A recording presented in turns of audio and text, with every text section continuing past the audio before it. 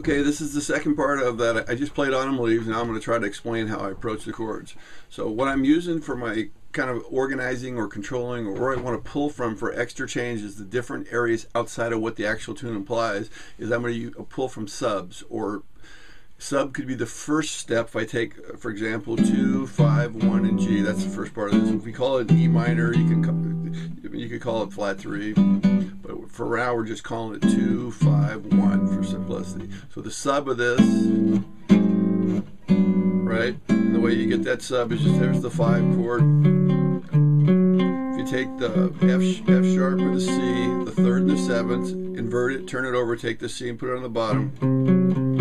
Now this F sharp becomes G flat, because we're going to call that a A flat 7. That's the sub of D7. And the way you arrive at that is take the tritone and switch it over. That's why they call them tritone subs.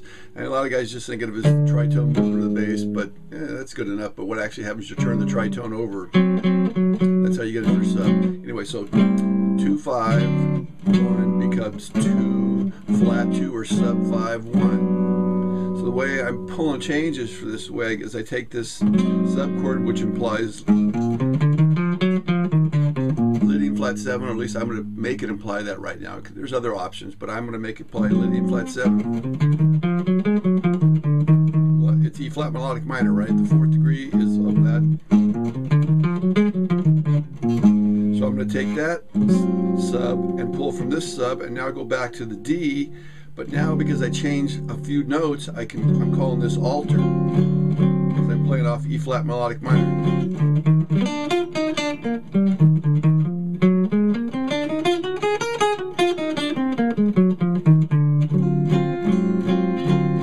So instead of going 2, I went 2, 5, 1, then I went 2, sub 5, 1. Now I'm going to go to 2 to an alter 5, 1.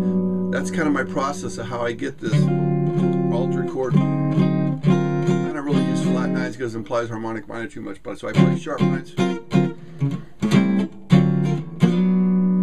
And I might even take, usually what I put a sub, and I won't even go to the G major, I'll go to sub 5. So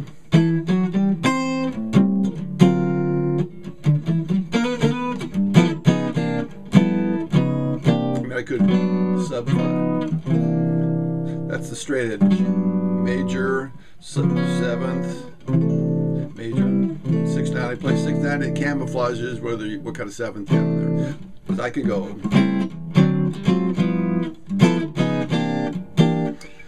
So there's my first, where it's a sub of a sub. It's 2 layers of pull where you pull from. So once I open this door, I get this altered chord here. It gives me more stuff.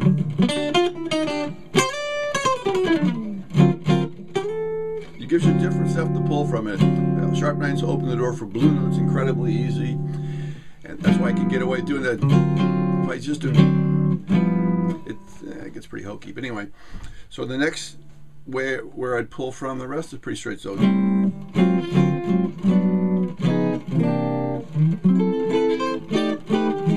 what I did there is there's the minor 7 flat 5. You can call this 7 of the G.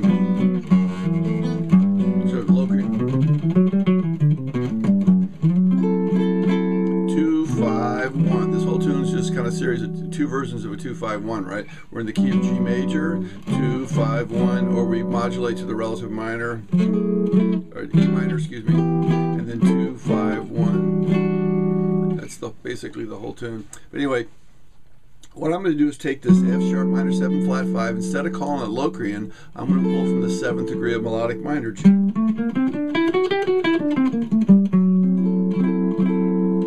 Now it's still a minor 7 flat 5 chord, but in jazz, a lot of years ago, we decided to start calling this minor 7 flat 5 chord an altered dominant chord. So now it's a dominant function. So instead of going 2, 5, 1, I'm going to go, it's still just a 5, 7 chord, 5, 5, 1, or whatever you want to call it. You can still just call it 2, 7 altered, 5, 7 altered, 1 minor. So this chord opens up for me to go to the right, same set of notes, C altered, goes to Lydian flat 7. That's a sub of F sharp is in the C.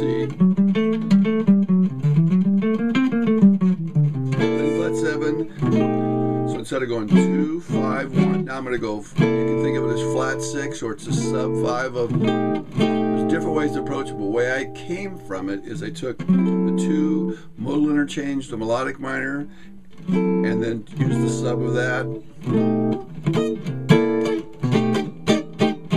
So I put subs in there too, so same chord, that's sub, so same 2 chords, same 2 chords, same collection of notes, different chords.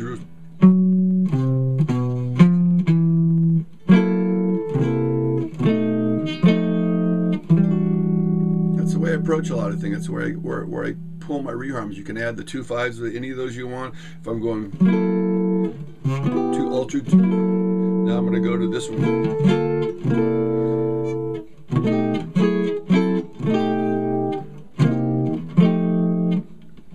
You can add 2s in front of all those. You can, there's a whole bunch of combinations of chords there to come up with that have different notes besides what the original progression has. So it gives you more notes to voice underneath whatever lead note you want to play.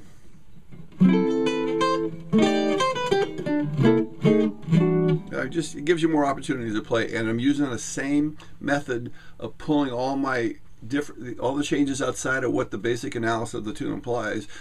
So all my outside chords have the same kind of feel.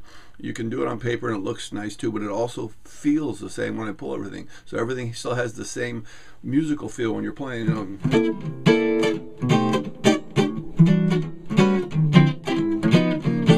I just did a 2 5 to get to when I was grooving.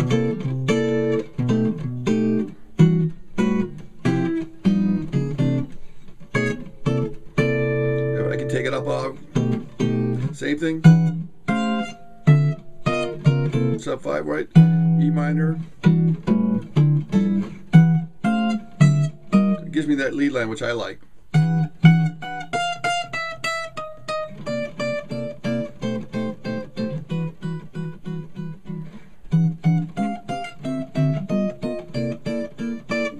That's why I use that.